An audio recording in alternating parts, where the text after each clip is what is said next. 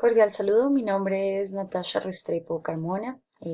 Estoy tomando la licenciatura en lengua extranjera inglés y este es el video para explicar los métodos mixtos. Bueno, en primer lugar tenemos por qué los métodos mixtos. Inicialmente había un conflicto muy grande tratando de entender cuál era la mejor posibilidad para los investigadores y afortunadamente con el tiempo se ha logrado encontrar que unir los distintos métodos lo que realmente generan es fortalecer las posibilidades de la investigación, cubriendo cada una de las falencias de lo que cada una de ellas tiene. Em, Ambos tipos de indagación van a complementarse la una a la otra y permiten así entonces, como explica Sampieri, minimizar las debilidades. Mm, un punto importante es que el hecho de que sea una investigación mixta y que las dos o que este camino esté fundado en el pragmatismo tiene que ver con la practicidad. La practicidad que se expone a partir de Charles Sanders Peirce, es que hay que escoger el mejor método y encontrar las mejores herramientas para poder resolver, en este caso, la pregunta o el fenómeno que se quiere investigar. Entonces el pragmatismo consiste en ser práctico, en tomar las mejores decisiones que puedan beneficiar y aclarar todo el fenómeno. Bueno, lo interesante del método mixto es que combina los métodos cuantitativos y cualitativos.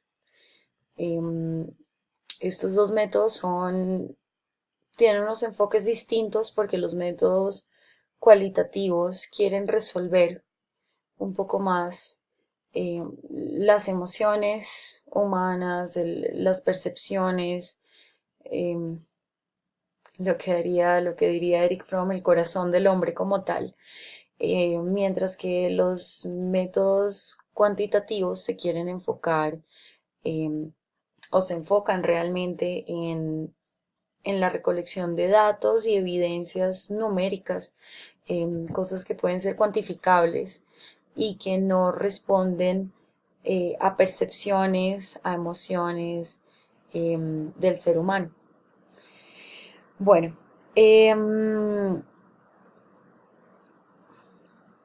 está lloviendo bastante fuerte.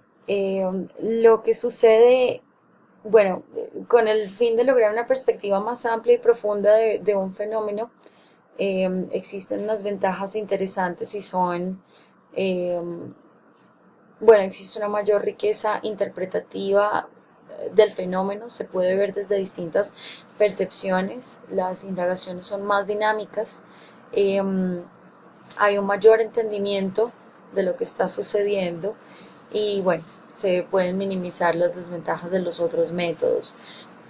Distintos eh, exponentes de la metodología mixta han querido demostrar por qué debe empezar a aceptarse, ya que desafortunadamente en Latinoamérica es bastante reciente, es bastante nuevo y aún todavía se sugiere para ciertas investigaciones eh, exponer en la justificación un poco de la trayectoria de la investigación con diseño mixto para dar un contexto, para explicar y argumentar por qué se está utilizando este tipo de método.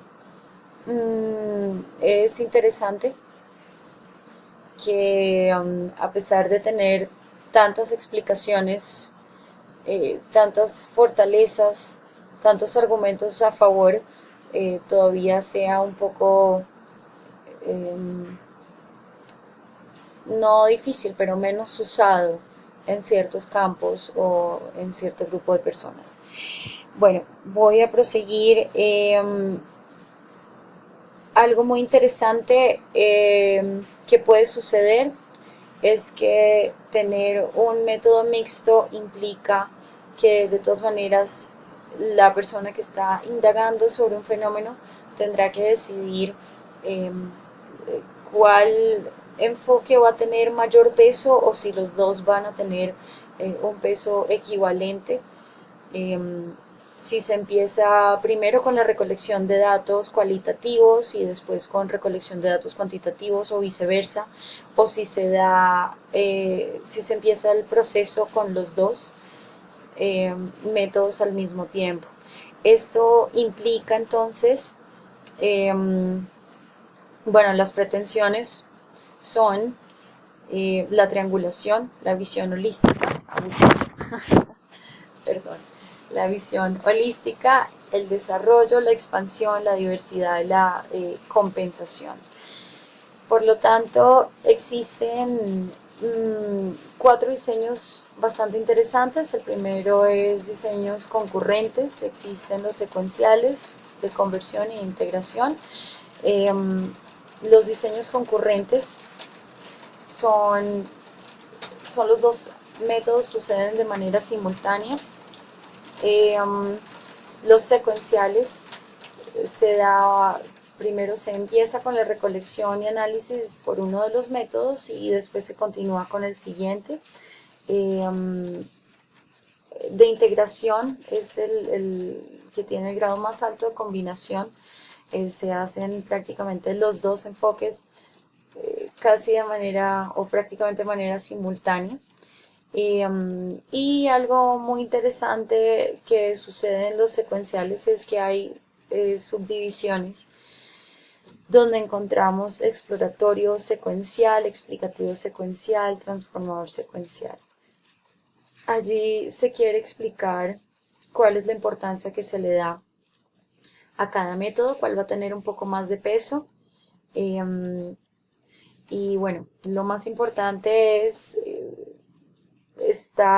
todavía se sigue indagando sobre cómo se establece qué método debe tener más peso, con cuál se debe empezar, cómo se puede plantear las preguntas, cómo se establece o se puede decidir cuál es el mejor método que se debe utilizar. Y lo que encontré que es muy interesante es que todo depende realmente del planteamiento de la pregunta, de la justificación y de los objetivos. A partir de estos tres componentes podemos hacer una clasificación de las preguntas para descubrir si son cuantitativas, cualitativas, qué tipo de apoyo requieren y el objetivo final de la investigación del fenómeno también nos va a permitir aclarar un poco más en el camino qué nos puede servir. Lo interesante es que teniendo un método mixto, cuando estemos de pronto confrontando una situación en la que podemos encontrar unos resultados inesperados,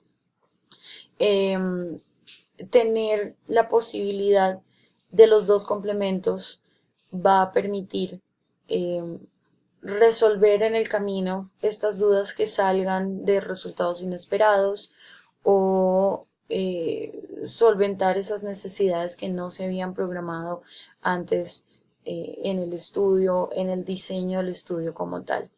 Claramente esta condición implica que el estudio tiene una característica y es prácticamente su diseño es muy especial, es único y asimismo entonces los métodos o el método de recolección de datos y análisis que se decidan también va a ser bastante particular a partir de las necesidades. Bueno, creo que me pasé del tiempo. Esto es todo. Muchas gracias por su atención.